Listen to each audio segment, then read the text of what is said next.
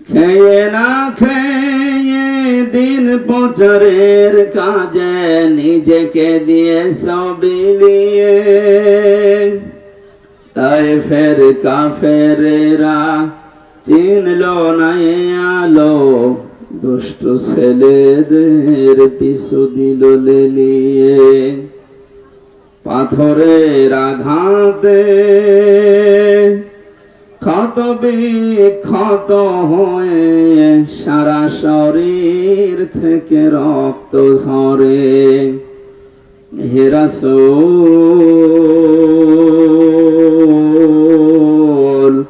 তোমাকে ভুলি আমি কেমন করে। বাংলাদেশের ঐতিহ্যবাহী জেলা নারায়ণগঞ্জ বন্দর থানার অন্তর্গত মদনগঞ্জ যুব সমাজ ওয়াজ কমিটির উদ্যোগে প্রিয় বন্দরবাসী, আল্লাহর দরবারে শুকরিয়া জানাচ্ছি। রবিউল আউয়াল মাসের বিশ্বনবী মুহাম্মদ রাসূলুল্লাহ সাল্লাল্লাহু আলাইহি ওয়াসাল্লামের জন্মের এই পবিত্র সময়ে, জন্মের মাসে আমরা যেগুলো করছি ওগুলো কোরআন হাদিস সমর্থিত কিনা আমরা সামনে যাব ইনশাআল্লাহ। তারপর ওই সময়টা পবিত্র সময়, কোরআনের আলোচনা শোনার জন্য যে আল্লাহ আমাদেরকে এখানে নিয়ে আসলেন, শরীর সুস্থ রাখলেন, বলছি আলহামদুলিল্লাহ। দরুদ আর সালাম পড়ছি আমাদের নবী মুহাম্মদ রাসূলুল্লাহ সাল্লাল্লাহু আলাইহি ওয়াসাল্লামের প্রতি, যার উম্মত হতে পেরে আমরা খুশি না বেজার? এখন প্রশ্ন, আমরা উম্মত আছি তো? যে হাদিসটি পড়লাম, নবীজি বলেন মাল্লাম ইয়ারহাম সাগীরানা ওয়া লাম ইউওয়াক্কির কাবীরানা ফালাইসা মিন্না। ইবনে মাজাহ শরীফের হাদিস। এখানে যারা আলেম আছেন তাদেরকে বলছি, ভাই কোন দিকে তাকিয়ে আছেন? এদিকে তাকান। যারা ছোটদেরকে স্নেহ করে না, বড়দেরকে সম্মান দেয় না, শ্রদ্ধা জানায় না, এরা আমার উম্মত না। আমরা যে বললাম তার উম্মত হতে পেরে আমরা খুশি। এখন আমার ভেতরে এই দুইটা গুণ আছে কিনা? মাঝখানে ফা শব্দটা আছে। আমরা আরবি গ্রামার অনুযায়ী জানি ফা 19টা অর্থে ব্যবহার হয়। আগে বর্ণিত দুইটা গুণ যদি আপনার ভেতরে থাকে তাহলে আপনি নবীর উম্মত। যদি না থাকে, নবীজি বলেন ফালাইসা মিন্না। কয়েকদিন আগে আমার মামলার হাজিরা ছিল, বিচার নামাতে বিচারপতি ওইটা দেখে বলছে, কি দেখে বিচার করব, এর ভেতরে কোনো মাল ম্যাটারেস নেই, ফেলে দিবে, দা সব খারিজ করে দিয়েছে। আলহামদুলিল্লাহ সুবহানাল্লাহ বলার জন্য না, এই যে দেখার পরে দেখছে কিছু নেই, যেভাবে ছুঁড়ে ফেলে দিল যে আমি কি দেখে বিচার করব। এই যে ছুঁড়ে ফেলে দিল, এর আরবিতে ফা ব্যবহার করা। ওপরে বর্ণিত যে গুণগুলো আল্লাহর নবী জানালেন, যদি সত্যি আপনার ভেতরে না থাকে, আর আপনার চেহারা সুরত যদিও দরবেশের মতো হয়, ফালাইসা মিন্না, আপনি নবীর উম্মত না। এবার আসেন তো হাদিসটা বাস্তবে দেখি আমাদের ভেতরে আছে কিনা।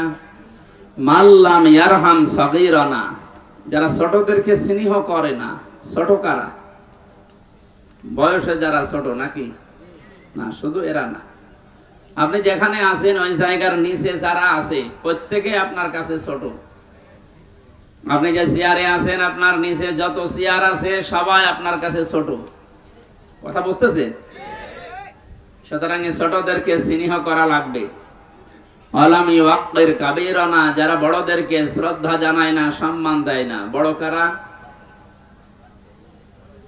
যারা বয়সে বড় নাকি? না, বয়সে বড় সারা আবু সাহেব তো আমার বয়সে বড়। বড় কারা এ কথা বলবে কোরআন শরীফ। কে বলবে বলেন তো? আল্লাহ রাব্বুল আলামিন বলেন, ইন্না আকরামাকুম ইনদাল্লাহি আতকাকুম ইন্নাল্লাহা আলিমুন খাবীর। সূরা হুজুরাতের ভেতরে আছে 13 নম্বর আয়াতের শেষের দিকে, অবশ্যই আমি আল্লাহর কাছে সবচাইতে সম্মানিত, সবচাইতে বড়, যার ভেতরে আল্লাহর ভয় বেশি। এখন আল্লাহকে বেশি ভয় করে কারা? কোরআনে কারীম জানিয়েছে ইন্নামা ইয়াখশাল্লাহা মিন ইবাদিহিল উলামা। সূরা ফাতিরের 28 নম্বর আয়াতের মাঝে আছে, অবশ্যই এই পৃথিবীতে যত বান্দা বান্দি আমি বানিয়েছি সবচেয়ে বেশি ভয় আমি আল্লাহকে করে আলেমরা। কারা? আলেম কারা? আল্লাহ পাক জবাব দিচ্ছেন আলেম কারা। ওমান আযলামু মিম্মান কাতামা শাহাদাতান ইনদাহু মিনাল্লাহ। সূরা বাকারা প্রথম নাম্বার পারার 20 নাম্বার পৃষ্ঠার 13 নাম্বার লাইনের 140 নাম্বার আয়াতের মাঝের অংশে আছে। এটা তাফসীরে ফি জিলালিল কোরআন সাজ্জিদ কুতুব বর্ণনা দিচ্ছেন। আল্লাহ বলেন এই পৃথিবীতে আমার দৃষ্টিতে আসলাম ইসমে তাফসীল, এটা এর চাইতে বড় শব্দ আরবিতে আর নেই। সুপারলেটিভ ডিগ্রি বলা হয় ইংরেজিতে। আল্লাহ বলেন আমার দৃষ্টিতে পৃথিবীর ময়দানে সবচাইতে বড় জালেম ওই লোকটা যার কাছে কোরআনের জ্ঞান থাকার পরেও দুনিয়ার স্বার্থে গোপন করে রাখে। আমরা যাদেরকে বড় আলেম মনে করি আল্লাহর ভাষায় এগুলো বড় জালেম। আলেম কারা? আয়াতের ব্যাখ্যা করতে গিয়ে মুহাদ্দিসির کرام লিখেছেন পৃথিবীর ময়দানে যে ব্যক্তি আল্লাহর কালাম নিয়ে চিন্তা ভাবনা করে আর হালালকে হালাল জানে হারামকে হারাম জেনে ছেড়ে দেয় এবং আল্লাহর ইবাদতে নিজেকে নিয়োজিত রাখে, এই মানুষটা আল্লাহর কাছে আলেম।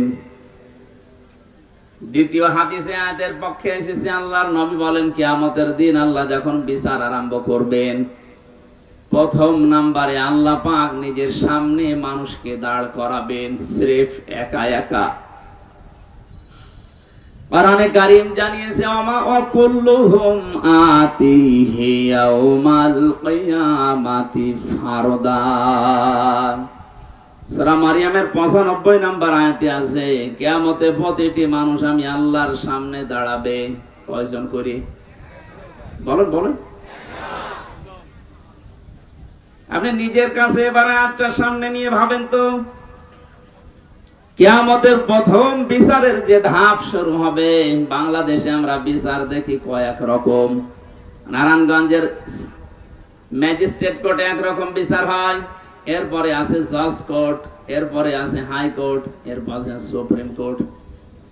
রায় এদেশে 4 প্রকার হয়।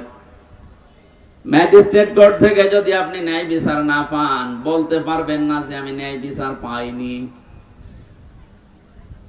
আমি এই বিচার মানি না। এটা বললে আপনার বিরুদ্ধে মামলা হবে, রাষ্ট্রদ্রোহী।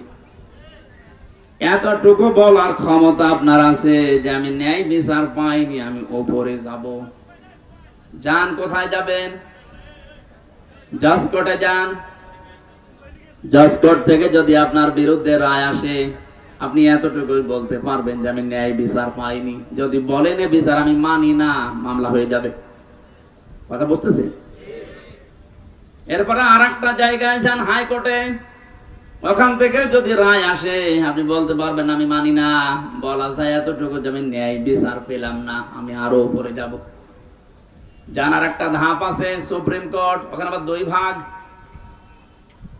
এখান থেকে প্রধান বিচারপতি যিনি এখন দায়িত্বে আছে উনি যদি একবার আপনার বিরুদ্ধে রায় দিয়ে দেয় আর আপনি যদি বলেন মানি না, এদেশে হয় থাকতে দেবে না, নাই জেলখানায় দিয়ে দেবে। তাহলে এদেশের রায়ের ধাপ আমরা পেলাম 4টা। কিয়ামতেও তো আল্লাহর বিচার ব্যবস্থা যখন আরম্ভ হবে আল্লাহ পাক বলেন আমার বিচারের ধাপ হবে 2টা। একটা নাম্বারে মানুষকে আমি একা একা ডাক দেব, কেউ থাকবে না তার সাথে।